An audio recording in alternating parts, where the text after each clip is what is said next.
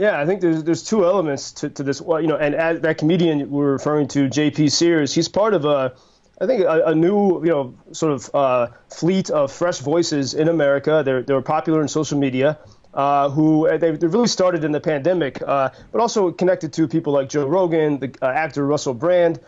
During the pandemic, they started to question a lot of things that the government was telling. They really are resisting censorship, which is ironic because now many of them, they do not support Ukraine, and they kind of stand with Russia, which is a nation of censorship. And so, but we've seen this awakening in America with the democratization of social media, where people are sharing their frustrations, and people like J.P. Sears are making fun of a lot of the sort of woke culture and a lot of ridiculous things in American life. But these are the same people who they talk about freedom, but they miss entirely the story of Ukraine, and they ridicule Ukraine. And I think so the first challenge is for them to realize that this is a free nation. And as a friend, my friend Mikhailo Skop, he's a Ukrainian artist.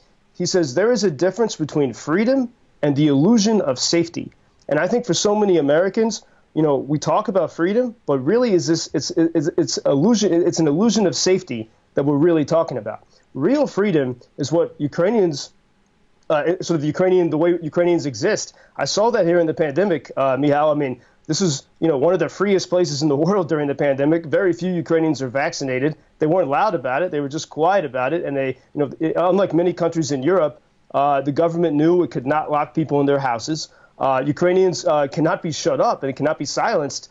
And this is what they did in their revolution. And you think about this is very interesting because on the one hand, I perfectly understand the people who want to question the serious issues that we had all over the world. There are some serious questions regarding the lockdown policies. There are some serious questions about the vaccination policies. There are questions, and those questions need to be asked. That's obvious. But there are also some significant questions regarding the role of states like Russia.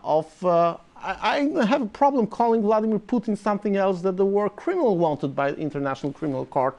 He's not a politician, he's just a criminal. But there are also questions of his position, his policies, and freedom of millions of people who look to United States as this famous beacon of freedom that Ronald Reagan was talking about in his famous speech. Well, and I think in 2014, the Ukrainians pushed the uncomfortable question that I think a lot of people don't really want to reckon with. Will we really be free, even if it means we're not going to be safe? And that's because, the protesters in 2014, even as the secret police fired bullets, Ukrainians held their ground. And now, even as Russian missiles rained down upon Ukrainian cities, for example, Kharkiv was hit again over the weekend, Ukrainians stand their ground. They believe that much in freedom. And so I would encourage these Americans who talk about freedom to ask, are they really, when they say freedom, do they mean the illusion of security, or do they actually mean freedom? And as someone, because I think that what's underlying all of this is that they're afraid that if the United States supports Ukraine, that it continues to support Ukraine and supports Ukraine more, that they're afraid of Russia's threats. They're afraid of nuclear war. And so really the underlying impulse of these so-called freedom lovers in America is actually fear, which is not freedom. And then you have to just imagine a scenario. Imagine that Ukraine did fall, which is, I can't imagine that here because I know everyone would resist and keep fighting. But you would have the largest country in Europe in Russian hands with amazing resources, and Russia would be emboldened. And we know Russia has already threatened Poland and Finland and so many others. All we have to do is read history of tyrants around the world, but also specifically the history of Russia. And so this is the, if we allow this to continue. Sorry, Joe, yeah. I have to agree with you because the lesson of history is that if Vladimir Putin wants to regain the empire, the evil empire, if he wants to grab again Ukraine, and basically this is the most important piece of puzzle that he is missing. He's got already Belarus in his hand.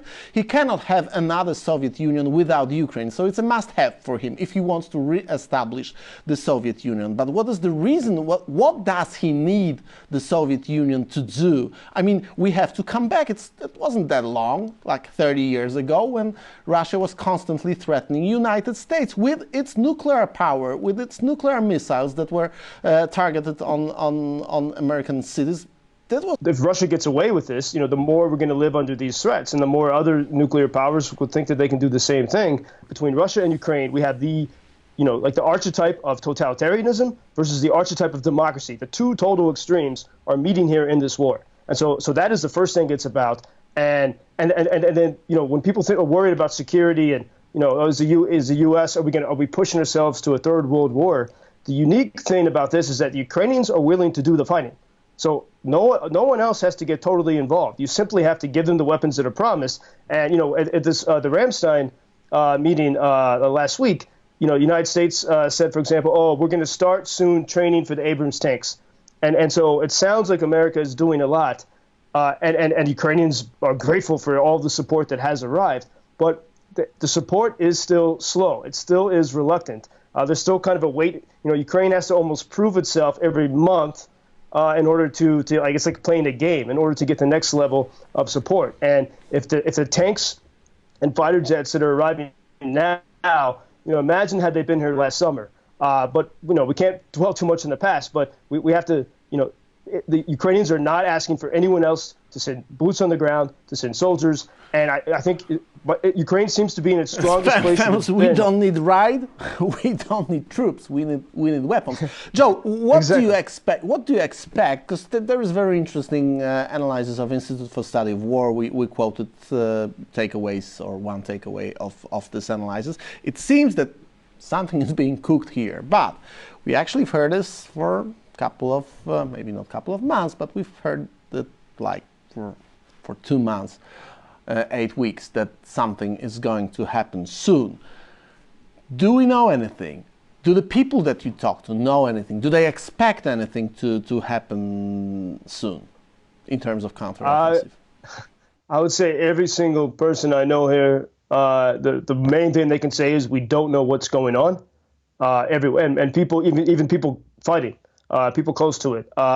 Obviously there has to be secrecy around these things, and so no one knows. There is a sense of expectation. Russia has been making many drone incursions into Ukraine. Instead of missile strikes, they're sending cheaper drones, these Iranian suicide drones, and it seems that maybe they're testing Ukrainian air defense. They're waiting to see what Ukraine's move might be. Early this morning, there were 2 drones that hit Sevastopol, the capital of Crimea, which the Russians have occupied since 2014, and they have a major naval base there. And so we are in this great time of anticipation. We do know that the past months there have been good new weapons coming to Ukraine, everyone I know in the military is very professional and cheerful about their work. That's all we know at this point. So we wait for something to happen. Joe Lindsley, thank you very much. Stay safe. See you next Monday. Dziękuję. Thank you. Cheers, mate. Bye. Ladies and gentlemen, this show comes back tomorrow.